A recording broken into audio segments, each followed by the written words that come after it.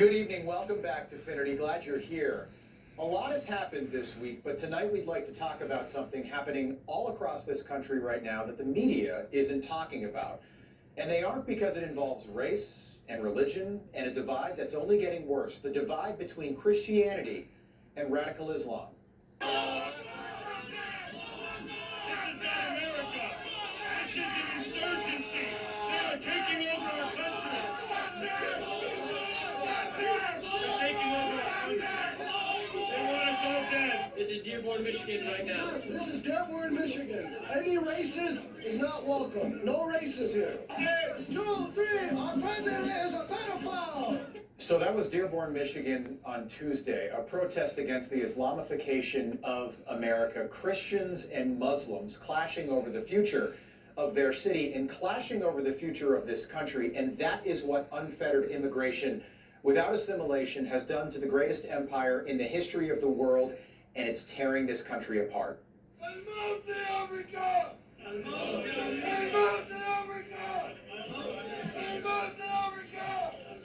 Malcolm X said, and I quote, "We live in one of the rottenest countries that has ever existed on this earth. It's not Genocide Joe that has to go. It's the entire system that has to go.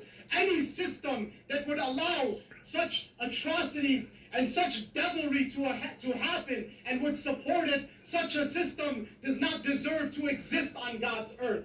Chants of death to America in America? When did that start? Calls to throw out the American system in America, not Iran or Iraq or Palestine. This is happening right now in America, a country where American women no longer feel safe in their own country. So I left the UK 10 years ago because I saw this taking over. Unfortunately, I don't believe that Islam is compatible with the West. And as much as they want to assimilate and respect the law of the land, their women are still covered. They still do not have as many rights as Western women. I don't feel safe in these communities if I was walking through there alone. I do feel safe in Poland. You might say, well, that's just one city. The Islamification of America is not really happening. I haven't seen it in my neighborhood. But do you really believe that? Do you really think if Christians gathered like this in the streets of Iran or Iraq or Palestine, this is the United States of America, blasting Christian prayers, that would be allowed? We don't think it would. This nation was founded partially on the principles of religious freedom, not this. Not a religious takeover, and that's not our opinion. They are calling for this openly. The people here, I promise you, we do feel ashamed. We do feel like we're not doing enough. We do feel like change needs to come, because change must come. And in the form that it must come is that this empire, the American empire that's been hurting our people since the beginning, the imperial Western powers that have been hurting our people since the beginning, they must fall. And inshallah they will fall. And my message to the people of Gaza and the oppressed peoples across the world is that there are people here, both young and old, who are going to be willing to fight and are willing to put their lives and everything they can on the line to bring these empires down, because they must come down. Yeah. Did you see the woman standing next to him? She looked comfortable, didn't she? Radical Islam is not congruent with American culture. But maybe more importantly, it's not compatible with the Constitution. That's not our opinion, that's a fact. The Wall Street Journal even wrote about this, giving examples of Muslim radicals in Dearborn, Michigan celebrating terrorism and terrorists. They just held a memorial service for a Hezbollah terrorist in one of their new mosques. They even honored several people on the terror watch list. None of this is normal, but the media and the left in this country continue to look the other way like it's not happening right in front of us every day, all the time. These people are openly chanting death to America in our streets in broad daylight, and we're supposed to be polite and pretend that it's not happening. We're not going to do that, because that's how you take over a country without firing a single shot. And it always starts small. Win a few local elections, build a few more mosques, but people are noticing what the media continue to ignore. This was a Dearborn, Michigan City Council meeting just a few days ago. For white Americans, and we're being driven out. You come here and you marry 4 or 5 women and you outbreed us. You change the laws. You make all of our country look like the places that you fled from. We don't want you here. respectfully, get the out of my country. I don't want you here. We don't want you here. I don't want you here. I don't want you here. So we are showing you that. We are not endorsing that, but that right there is a tipping point. Think about what you just saw. Something like that just happened this week, and it's being totally ignored by the rest of the media, while everyone just continues to look the other way. Snap out of it. When Christians were being targeted by our own DOJ under Joe Biden for being radical, when prayer is no longer allowed in schools, when the 10 Commandments are being removed from public places all across this country, that's a problem.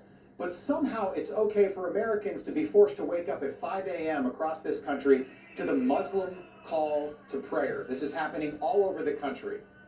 And when anyone dares to ask these questions out loud, they're harassed, attacked, immediately labeled Islamophobic, to which we say, who cares? Add it to the list.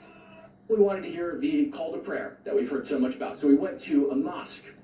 And at that mosque, I was followed by a drone. If I moved forward, the drone moved forward. If I went backwards, the drone went backwards. I went to a gas station, and that drone waited outside of the gas station, just above the door, for me to leave so it could begin following me again. I was followed by vehicles, and I was followed by individuals on foot. I shouldn't feel like a Dimmy in my country. That's what I feel like in Dearborn, Michigan. It doesn't feel like home. I feel like a Dimmy, a second-class citizen, which is what Christians are in the majority of Muslim countries. Dimmies. Second-class citizens. So imagine that. The surveillance state deployed against Americans for questioning what's happening in their own town, their own city. The straight, white Christian male is now the threat in America today, not the radical Muslim. You think Chinese citizens feel like second-class citizens in China? What about Mexicans in Mexico or Muslims in Iran? Think about that. But in America, Americans feel like second-class citizens in their own country. And that is what happens when you don't have a border. And if you dare to stand up for your country and stand up against the Islamification of America, but if you do that in Dearborn, the Muslim mayor there will tell you to get the hell out of his town. I mean, Hezbollah, bombed the embassy in Beirut, and including many Americans. So I just feel it's quite inappropriate. You are an Islamophobe, and although you live here, I want you to know as mayor, you are not welcome here. And the day you move out of the city will be the day that I launch a parade celebrating the fact that you moved out of the city. His town. It's not your town. It's his town. He got here 10 minutes ago. It's his town, though. And you're not allowed to ask questions. And because of diversity, equity, and inclusion, everyone else can be included, but not you. That's his town. Dearborn has fallen. That much is clear tonight. And now it's happening in America's biggest city, where a radical Marxist Muslim named Zohran Mamdani was just elected mayor. In the same city where radical Muslims brought down the Twin Towers 25 years ago. Mamdani was elected after taking photos with a terrorist sympathizer, smiling right there with an unindicted co-conspirator of the World Trade Center bombing. And now the NYPD, he's not even in office yet, and the NYPD is already making instructional videos on how to properly wear a hijab. There's just a way, by the way. Say it how you want to, but take one side, put it over, and over on your face. It's the most simple way that you do it. All on the taxpayer dime. Think about what you're looking at right there. As a result, in a decade, major cities across this country could be unrecognizable. It's already happened in Dearborn, Michigan. New York City could be next, and it will continue to happen unless something changes, because the left are already pushing for something else entirely.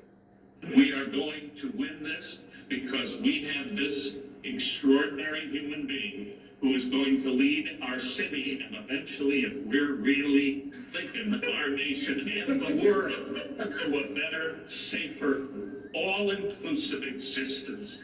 And that's what I love about this guy. Well, he wasn't born in this country, so he can never be in this country if we do still have a constitution. And joining us now for more is the host of the Rubin